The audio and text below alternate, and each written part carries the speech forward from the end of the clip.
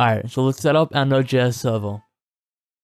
First things first, head over to the website, download the installer, and install it.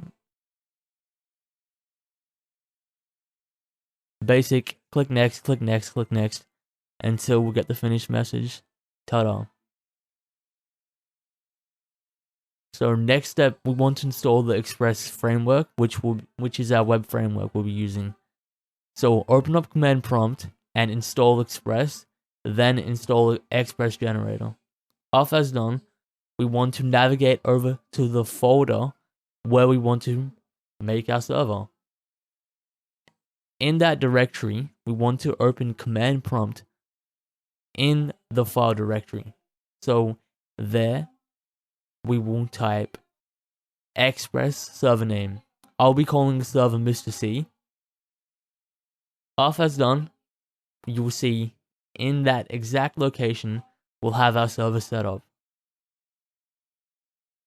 You can call your server anything. After that, let's go set it up. Once we enter our server, we'll see a file called app.js. Within this, we need to navigate over to line 24 and insert this exact code. So this will be our port number, which is 8080 in this case, and a message will be displayed if it's successful. Okay? All good. Now let's open up our server location, and we'll open up command prompt again.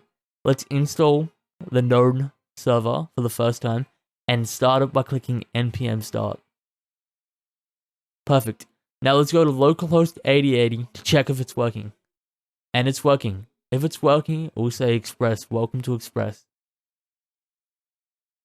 Next, we want to host files on our server, of course. So let's insert files into public in our server. So I'll be hosting a website that I've created before.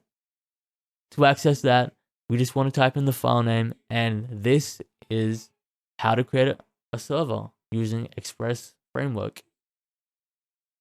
It's simple as that.